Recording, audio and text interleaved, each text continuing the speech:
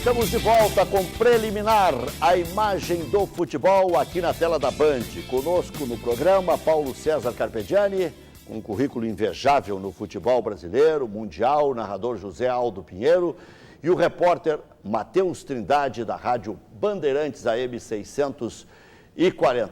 Mas responde agora aquela questão e depois a gente vai falar do Grêmio lá no Couto Pereira. O Grêmio conseguiu arrancar um empate fazendo um golzinho no final. O Carpegiani já me disse muitas vezes, ele é colorado, mas não seca o Grêmio. Enquanto a partida também não treina o Grêmio. Mas isso nós vamos falar na sequência. Ficou uma questão pendente. Quando foi para o Flamengo, em 77, queria ir para o Flamengo, era um bom negócio, ou era um bom negócio também para o Internacional, e o Inter meio que forçou a barra, não acreditando mais que o Carpegiani pudesse se recuperar 100%?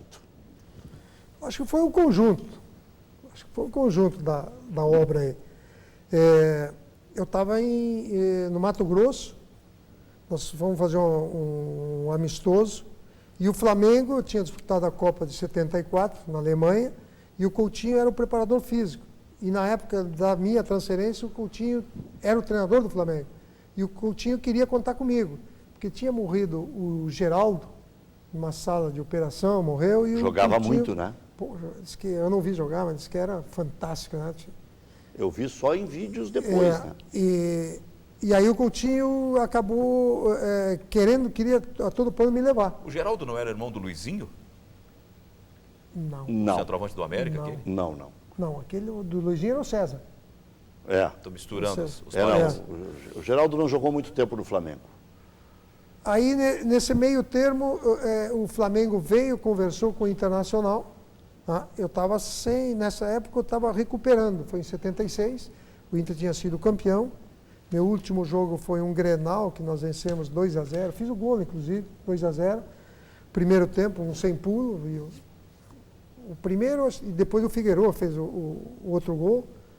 E caiu um temporal no primeiro tempo, um temporal que nós no vestiário não sabíamos. O Inter tomou 2-0 no primeiro Grenal e vocês reverteram no segundo. Não, nós ganhamos o primeiro Grenal e o segundo parece que nós perdemos 2-0. Então tá, então foi o contrário. Foi o inverso. Tá bom de memória, só que foi inverso. E aí caiu um temporal no segundo tempo, mas a água impressionante o que tinha no Era Minelli e seu Enio, né?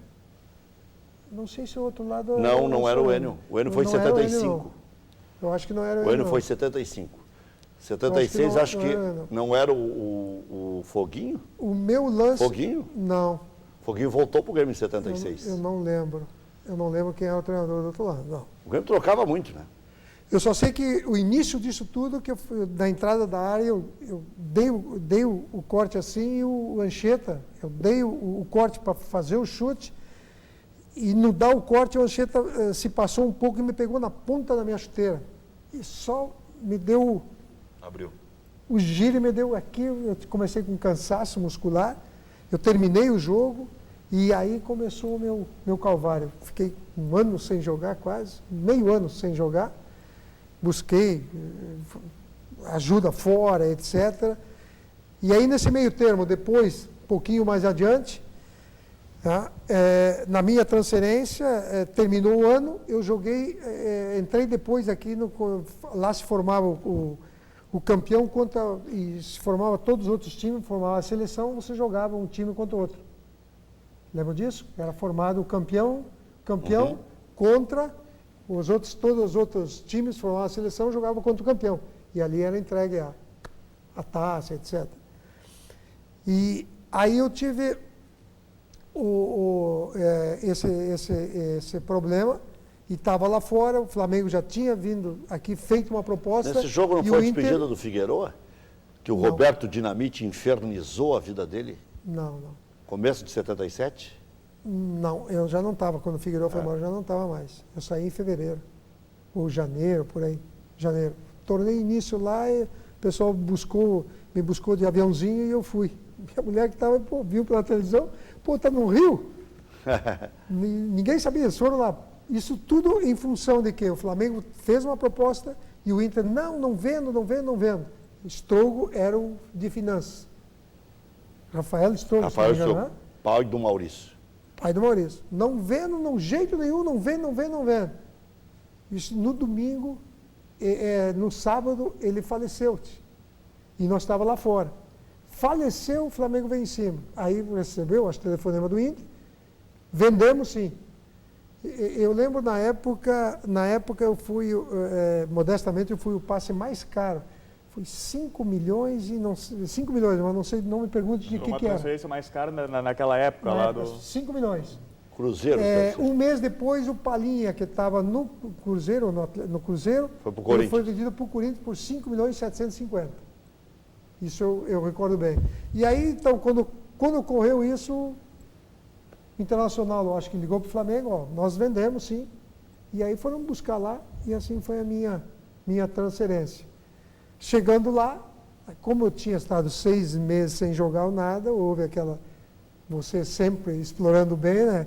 Pô, para exemplificar a minha venda, eu estava no Rio de Janeiro, no Flamengo. Tudo bem, eu achava que era normal. Tive um sentimento muito grande, tinha muito amor a vocês sendo criado ali no Internacional, é natural. Então tive esse sentimento meio quebrado e coisa, mas fui. O Internacional me vendeu, financeiramente foi bom para o Internacional, também foi bom para mim. Estava lá 3, 4 meses, aí houve declarações daqui, né? Dirigente, mais estritamente o Dalegrave, exemplificando por que me venderam, tá ruim, estava bichado, e etc. e coisa. E repercutiu tudo aquilo. E lá veio a resposta. E isso ficou marcado na história. E ficou, essa foi a minha... Foi um grande ídolo no Flamengo. Eu recordo que na Copa de 98, na França, eu viajei com um chefe de torcida organizada do Flamengo, daqueles antigos, que era compadre do Zico, de tão antigo que era como torcedor. E ele dizia o seguinte, olha, aquele cara jogava tanto que o Zico era o maior ídolo, todo mundo adorava, mas ninguém se incomodava se o Zico não jogasse, porque sabia que o Carpegiani compensava. No Flamengo, tu conseguiu também ser como no Inter, uma espécie assim de condutor do time. Quando eu cheguei ao Flamengo, isso foi em 77. O Flamengo não... Ele ganhava esporadicamente um título, outro. Em 77 nós passamos o pão de alma sua. O Coutinho conseguiu formar um grupo. Nós viemos aqui no Olímpico, tomamos 5-1. 5-1. Pá, e perder, estilo Grenal, né? Sim. Me deixou louco. Vieram o pessoal em cima e disse, ó, é melhor jogar pelada no Novo Leblon, onde eu morava, na Barra, do que jogar no time do Flamengo. Pô, repercutiu isso mal. Fiquei mal com os jogadores, mal, muito mal. E em função do que era o Flamengo. Em 78 o Coutinho já enxertou muita gente. Em 78, 79 nós fomos campeão carioca e bicampeão. Em 2 anos conseguimos fazer 3 campeonatos. Sim. Fomos tricampeões em 2 anos. Não sei explicar como. 78, 79 o Flamengo foi tricampeão no Rio de Janeiro. Aí já tinha uma sólida... A partir dali, aquele grito, aquele troço, não sei... Claro, não foi isso, mas aquilo deu uma crise e aí começou a contratar, trouxe gente e aí o Flamengo começou a ganhar a partir de 78, 79, aí 80 foi campeão brasileiro. Aí eu estava meio que no meio ali, né? Aqui no meio. E você falava, né, Carpegiani, até antes do programa aqui, que mudou muito a situação da sua movimentação no meio-campo, era de marcação, de saída de bola também. A gente vê atualmente algum meio-campista que é mais recebedor de bola para armar. Isso mudou muito também da sua época, na sua posição para o que acontece atualmente? O Arangues, nos melhores momentos, lembra o Carpegiani? Nos melhores, porque ele está mal agora. O Arangues eu considero um jogador dessa classe. Jogador fantástico, dinâmico, moderno, objetivo. Objetivo. Bola cai nele, joga em função do gol. Ele não tem, joga para trás, só raras exceções, quando não dá. Mas o cara avisa. Esse é um jogador objetivo. Isso é muita questão de escolha, né? Muita questão de escolha. Você, na hora da formatação do teu time, de característica. Por exemplo, eu quando joguei com o Paulo, com o Falcão, no meio-campo, nós tínhamos uma característica que o Paulo começou a se soltar. O Paulo era volante. Assim, não, pô, só eu armar, não, tu vai armar, eu fico. Fazíamos um revezamento, só jogava eu e ele. Porque de um lado era Valdomiro, do outro lado era Lula. Tinha o centroavante e mais um enganche que era um ponta de lança, quase mais um atacante. Jair, Escurinho. Então o pessoal, pô, não dá para jogar com 3, 4 atacantes. Pô, nós jogávamos. Só que, pô, nós, desculpa a expressão, nós reinava muito no meio. Perdia a bola feia aqui, não vai mais. Aí pegava a bola, dava Paulo para mim, não vai mais não. Vai agora, mas se perder não vai mais. A bola na frente. Ah, vocês mandavam? Nós chiávamos um pouco. Não mandava. Mas nós chiávamos. Só nós dois para dar Jogavam combate. muito, né? Fazer um cara feio ali nós na dois hora. no meio ali para roubar, para armar e para fazer confusão. Então, pô, a gente era bastante judiado. Aí então, entrou o nós jogávamos os Caçapava outros. numa excursão, né? O Caçapava entrou na semifinal de 75. Para marcar o Rivelino. O Minelli estava com esse pensamento, deu aquela crise, né? Nós vencemos o Grenal 1-0, gol contra do Beto Fuscão. Aí dentro do vestiário, a imprensa veio toda em cima, pô, o Internacional não jogou bem e coisa e tal, né? E tinha jogado o Caçapava nesse Grenal. Se não me engano, foi... Nós ganhamos o jogo... Não, nós ganhamos o jogo, o Caçapava não tinha jogado. Nós ganhamos o Grenal 1-0. Tinha jogado escurinho. Tá? Nós não jogamos bem o Grenal, mas ganhamos 1-0. Ou contra o Beto Fuscão, no Beira-Rio. Aí nós íamos jogar com o Fluminense no Rio. Aí todo mundo veio, nós no vestiário e coisa e tal, pô, existe um treinador, o treinador tem que responder isso, não somos nós. Nós temos que a obrigação, nós tínhamos que ganhar antes de nós irmos para a semifinal jogar contra o Fluminense, nós tínhamos 2 jogos, era Portuguesa e Santa Cruz. Santa Cruz. Nós tínhamos que fazer 6 pontos, 5 pontos. Aquele com 2 gols de diferença valia 3 pontos. Assim, ó, existe um treinador, o treinador ele tem que saber, eu acho que o Rubens Minelli tem que saber o que quer fazer, pô, não tem problema nenhum. Aí nós fizemos 5 pontos, goleamos a Portuguesa e vencemos lá, fizemos 5 pontos, classificamos e fomos jogar contra o Fluminense. Minelli já tinha ideia de botar o Caçapava. E botou o Caçapava.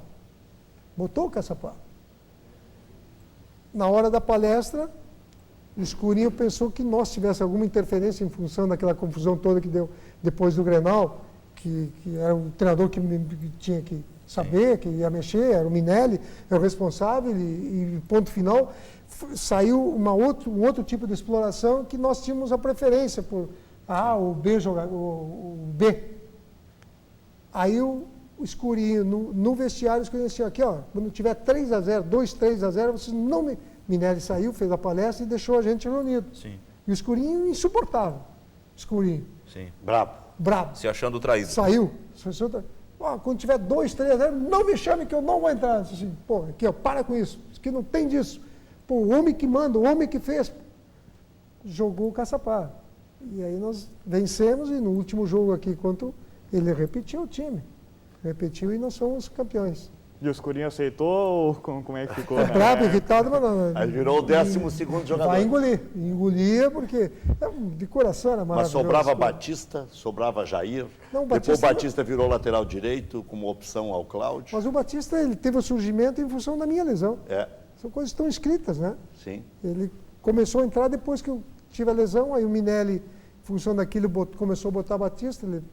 Eu sei que ele respondeu bem, foi indo e se consagrou. A modéstia do Carpegiani não permite, a gente já percebeu, mas ele está falando de um time que, para mim, é o melhor Inter de todos os tempos, dos que eu vi.